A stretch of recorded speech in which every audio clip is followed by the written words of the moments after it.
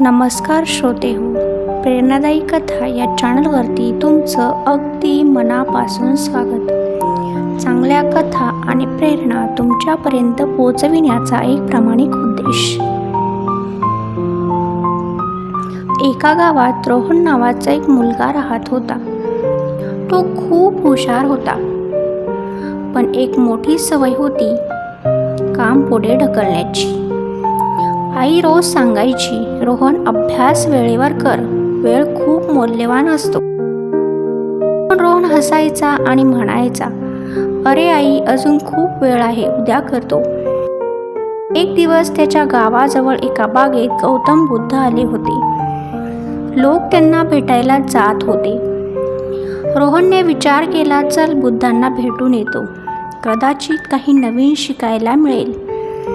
तो बुद्धांसमोर गेला आणि विचारलं, भगवान, मला सांगा, यश मिळवण्यासाठी सर्वात महत्त्वाची गोष्ट कोणती?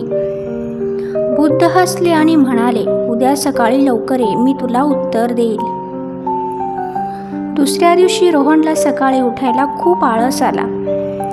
तो म्हणाला, थोडं अजून झोपतो, नंतर जाईल. जेव्हा तो उठला तेव्हा खूप उशीर झाला होता. तो घाईघाईने बागेत पोचला, पण बुद्ध तेथून निघून गेले होते. रोहन खूप निराश झाला. तो तिथेच बसला आणि विचार करू लागला, जर मी वेळेवर आलो असतो तर आज मला माझ्या प्रश्नाचं उत्तर मिळालं असतं.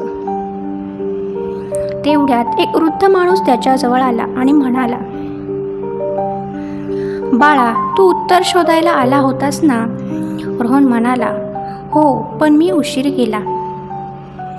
वृद्ध हसले आणि म्हणाले, तुला उत्तर मिळालं आहे. रोहन चकित झाला, कसं? वृद्ध म्हणाले, तू स्वतः अनुभव घेतलास.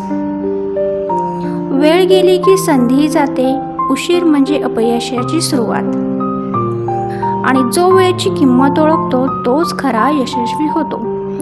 रोहनच्या डोळ्यात पाणी आलं. त्याला त्याची चूक समजली.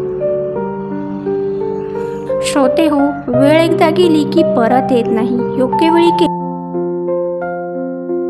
काम यश देतं. उद्या नाही, आज आणि आत्ताच सुरुवात करा. कथा आवडल्यास लाईक, शेअर आणि सबस्क्राईब करायला विसरू नका. धन्यवाद.